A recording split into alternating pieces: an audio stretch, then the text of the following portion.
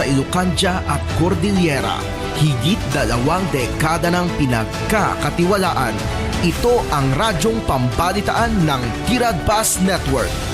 DZTP, Radyo Tiradpas.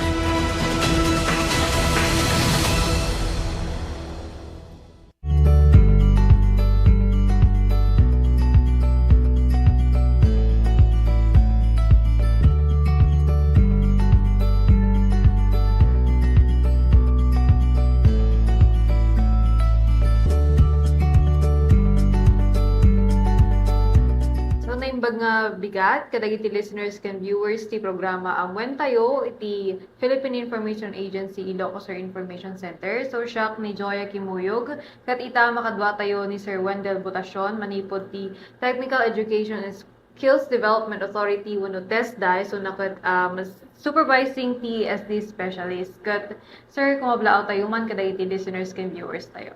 Naimbag nga bigat, Ma'am Joya, ken kadagiti amin nga agwibuya ti dating nga programa ti PIA na gasat nga oras tayo amin. Alright. Sir, so bali, before tayo mapaniti main topic tayo, ayakat mabay nga i-refresh tayo lang ti publiko dahil ti agwibuya, no anya ba ti mandato ti TESDA? Well, ma'am, ti kang runaan nga mandato ti TESDA apo, ket diti mang develop iti punatayon nga skills ti tatao na dumadumang kaprobinsyan tayo dito pagilan tayo nga Pilipinas, human capital iti i-develop tayo ta aglalo dagiti middle level manpower ta ngamin iti agdama ket masapul nga dagiti agtaptrabaho skilled data no ti kasta ket kaya da nga i-perform dagiti requirement ti industry ken dagiti pagsapulan da. So kalaksidan ti middle level manpower development ket dahami pa yung iti authority nga mangkita dagiti training ken assessment centers tayo ta no masigurado nga kabaalan da iti agi conduct ti training tapno may transformat laan dagiti quality education para kadagiti agkalikagong mamaddan ti skills sa Ma'am Joya. Yes, sir. Sir, mabay nga magibaga tayo dahiti na duma-duma nga skills training nga offer dito Ilocos, sir. Actually diti probinsya tayo nga Ilocos, sir, apo ket addaan tayo ti 32 ket 2 nga training institutions nga dagitoy ket offer iti various technical programs, skills trainings. Though kaadwan na magkiti kada ito na ibagak nga number of institutions ma'am kat agpapares ti offer da pero strategically located da na iwaras-waras da so nga handa magkiti nga aginagaw ti kliyente ken adumot ti mayat nga ag training so nga dagiti slots nga maitited kadakwada ket pasaray ag kurkurang nga talaga. So ti probinsya tayong Ilocos Sur ket adatay gamin ti agritourism so kaadwan na Ma'am Joya ket dagiti adda ti tourism sector, cookery, baking, barista, bartending, food and beverage services ta adumot dagiti patay ditoy restaurants, hotels kadagita ti kangrunaan nga agal-ala kadagiti nga graduates tayo. Adda pa yung ti agriculture sector, organic agriculture production, agricultural crop production NC3, agro-entrepreneurship, ken dadto mapay. Sumarsad no nga adu iti agbirbiro ket diti construction sectors Ma'am Joya nadumadumad nga pa-training ti ijay-jaya dagitay institutions tayo kasla kuma iti heavy equipment operation. Ti heavy equipment operation ket naduma-duma pa diti ma'am like forklift, backhoe loader, wheel loader, dagijay iti naipauneg ken diti heavy equipment operations. Adamot ti ICT tayo, visual graphics design, computer system servicing, ken daduma pa. So mostly dagiti ti adda kanya tayo, driving, automotive, ken dagitay agbalin nga trainer adamot ti trainers methodology tayo ta napatagmet tayo tapno addalat ta dagitay mabalin nga trainers kadagitay institutions tayo at least naka-ready dan nga naka-trainers methodology dan. Yes, sir. Akin adapay gaya ma'am, dito slaughtering operations jag party iti baboy swine gaminti adda nga naka register kanya dito ya probinsya tayong Ilocos Sur. So luckily adapay mat iti na-approve dito. You can kas na mention ko tatay DJ hotel aside gamin ken DJ cooking kada baking adapay mat dito housekeeping. Sir, just to clarify lang, no, ag-apply ti TESDA at dabayatan or what? Ag-apply to avail scholarship. Yes, Yes. Kwa ma'am, since DJ Word tayo nga scholarship, libre mat dayto para kadagiti maka-avail iti scholarship.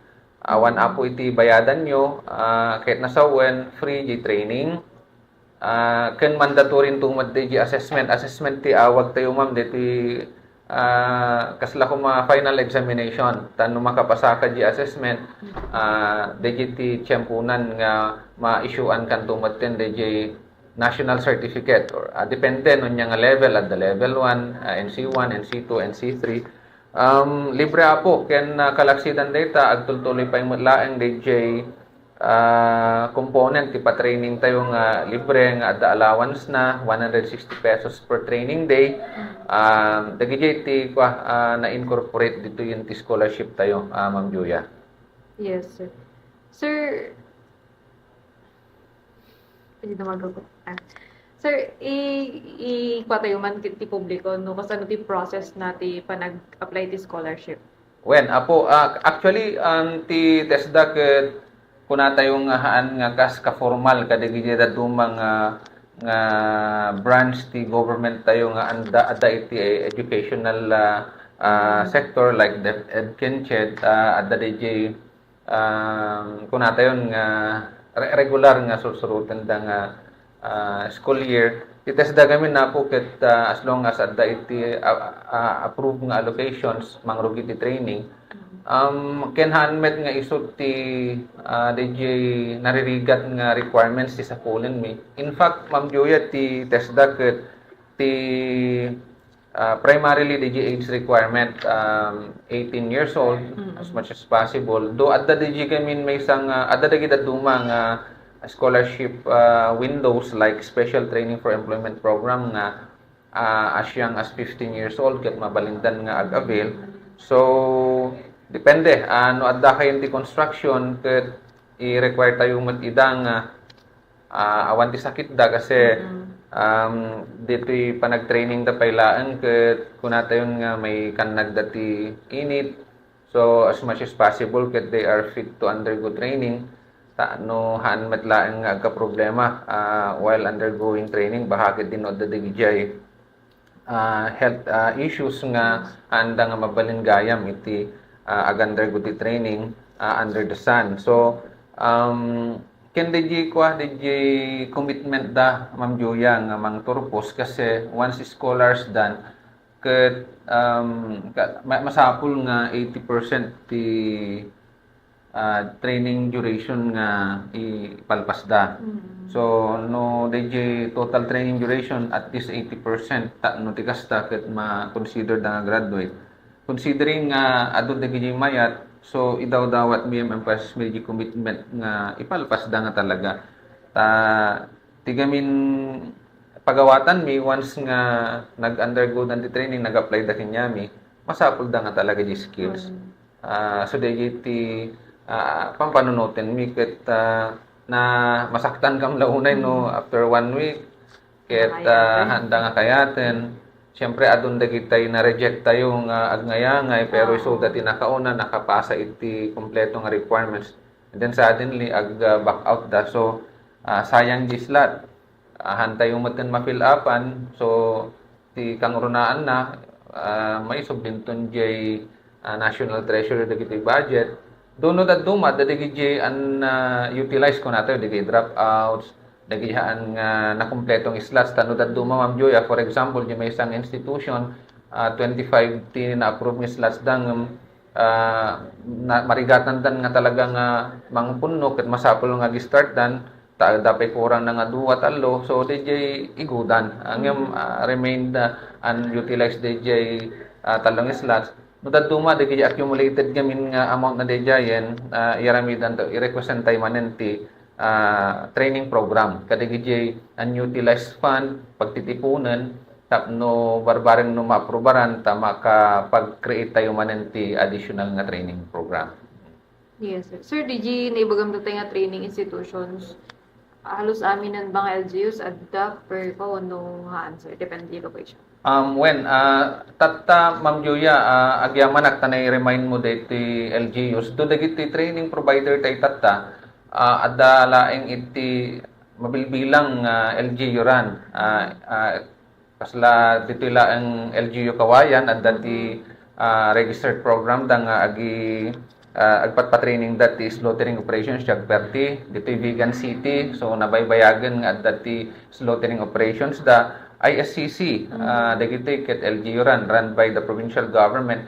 Can they test the on training center tayo di kandon, di provincial training center. So, kasla upat dati adamat ti ISPSC pero layloda ngem hopefully in the coming days ket mapanunutan dan tumat lang ti makapagsublit adamat ti nagiti initial nga coordinations tay kadakwada. So aside from those mentioned nga LGU run ket private da aminen, private institutions da and scattered damat lakit di adda jay Sinait, adda jay Kabugaw, adda ditoy San Juan, adda ditoy Santo Domingo, Bantay, Santa Catalina, Kawayan, ditoy Vigan, adda jay Santiago, adda ditoy Narvacan, Candon, Santa Cruz, Tagudin, dapay mo di Salcedo, Ma'am Joya. So, nawaras-waras damat lakit din. Speaking of LGU, in fact, may sa tatang target iti TESDA ket dagiti local government units ket makapag-establish da humamot ti training center. So, every time ag-visit kami kadagiti local chief executives, one of the topics we are discussing with them ket dayjay possibility of establishing a municipal training center. In fact, DJ ngamin yung titest da ak Ma'am Juya, no ma-inform kailaan. May isa ka DJ ibilbilin na DJ ket dagiti LGUs talaga ti ag-provide ti training para kadagiti constituents da. So kinyami ket agbalin nga ti trabaho ti test da huma para kadakwada ket technical assistance. DJ ti obraan mi. Pero adamo digiji nakapatpatang tayon nga interesado ngem han nga kaskarina kasi masapul met ti resolution for that establishment ken digida dumapay nga documentary requirements ken ti maysa nga challenge gamin ti panagpataagder talaga ti institution digi trainer Ma'am Joy say adumaten ti mayat or private institutions nga agpatakder ngem ti maysa nga challenge ti agbiro kadagitoy talagang full-time trainer da. So DJ kasi ada kailangan gamin titest da no trainer ko natayo ada dagiti certificates nga i-obtain da kada kami ket haan nga kaskarina DJ. Pero no willing di may isang nga magbaling nga trainer dumalan ti series of training maalan na malaki ti certificate na. Yes, sir. Sir, apart from tagit LGU, so dapat sa bali nga partners tayo, especially when it comes to funding, dagito yung training. Yes, in fact, ma'am, I forgot to mention niya, already dagiti local government units sa imong munisipyo and cities, itatap da kami, utilizing their own fund, no, conduct the training, so dagiti pagpintasan na dito probinsya tayong Ilocos, there are LGUs that really allocating funds for skills and livelihood training. So itap da tayo, provide tayo ti trainer and then the curriculum tapos